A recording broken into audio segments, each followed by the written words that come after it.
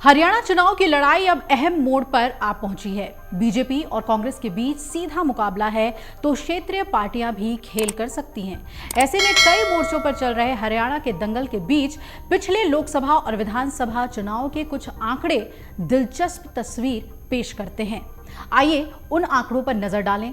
राज्य में 2019 में बीजेपी ने जोरदार प्रदर्शन किया था और पार्टी को उस चुनाव में राज्य की सारी लोकसभा सीटों पर जीत मिली थी। 2019 से पहले 2014 में भी बीजेपी का पलड़ा भारी रहा।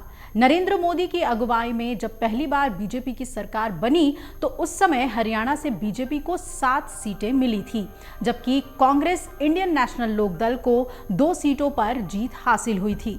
फिर 2024 के लोकसभा चुनाव की बात करें तो बीजेपी और कांग्रेस का मुकाबला बराबरी पर रहा। दोनों को 5-5 सीटें मिली और राज्य में लोकसभा की कुल 10 सीटें हैं।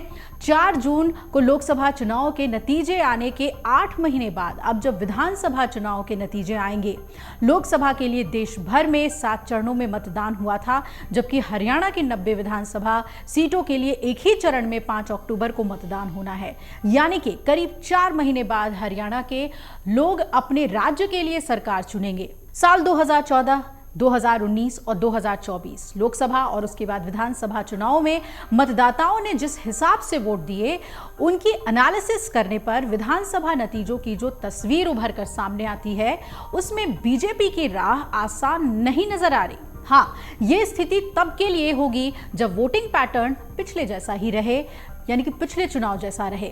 हरियाणा चुनाव में सबसे अहम बात यह दिखती है कि इन सभी चुनावों में राज्य में लड़ रहे दोनों मुख्य पार्टियों के बीच हार जीत का अंतर लगातार घटा है, यानी कि मुकाबला कड़ा रहा है। 2019 के लोकसभा नतीजों को विधानसभा वार करके देखा जाए तो उस समय सबसे कड़े मुकाबले वाली 30 सीटों पर जीत हार का अंतर महज 13.3% के वोट शेयर का था, जो कि 2024 में घटकर 3.8% का आ गया। अब समझ जाइए कि टक्कर कितनी कांटे की है। 2019 में आए लोकसभा नतीजों को अगर विधानसभा सीटों में बदल कर देखा जाए तो राज्य की 90 में से 79 बीजेपी के हिस्से में आती हैं सीटें, और वो भी जीत का एवरेज अंतर 50,000 वोटों का रहता है। और कांग्रेस को उस स्थिति में 10 सीटों पर जीत मिलती और उसकी जीत का एवरेज अंतर 32,000 होता। इस लोकसभा चुनाव में अगर देखा जाए तो 90 में से 73 सीटों पर कांग्रेस बीजेपी को टक्कर देती हुई दूसरे स्थान पर थी और कुल 11 सीटें ऐसी थी जिन पर हार जीत का अंतर 10% से भी कम था। बहरहाल 2019 में जब विधानसभा के चुनाव हुए तो बीजेपी को लोकसभा जैसा समर्थन नहीं मिला और पार्टी को विधानसभा में सबसे बड़ी पार्टी बनने का मौका तो मिला, लेकिन बहुमत से 6 कम 40 सीटों पर ही उसे संतोष करना पड़ा।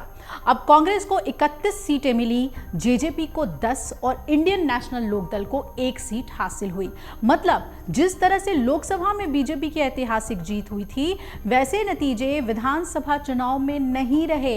यहां बीजेपी की जीत का अंतर एवरेज 17,000 पर आ गया, जबकि कांग्रेस की जीत का एवरेज अंतर 13,000 पर आ गया।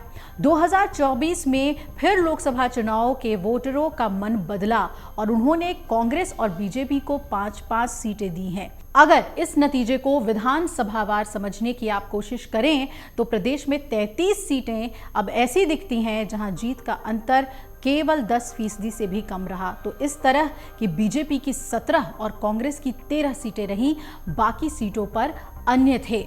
तो ऐसे में हम ये कह सकते हैं कि इस बार के चुनाव में कांग्रेस के लिए बेहतरीन मौका है और कांग्रेस बीजेपी को पटकनी भी दे सकती है, लेकिन बीजेपी अपनी रणनीति के हिसाब से चल रही है और देखना है कि क्या जीत के अंतर को वो बढ़ाती है और ज़्यादा से ज़्यादा वोट शेयर लेने में कामयाब होती है। अगर आप ये वीडियो YouTube पर देख रहे हैं तो हमारे चैनल को सब्सक्राइब करें और बेल आइकन को दबाना ना भूलें। अगर आप Facebook पर ये वीडियो देख रहे हैं तो हमारे पेज को लाइक करें।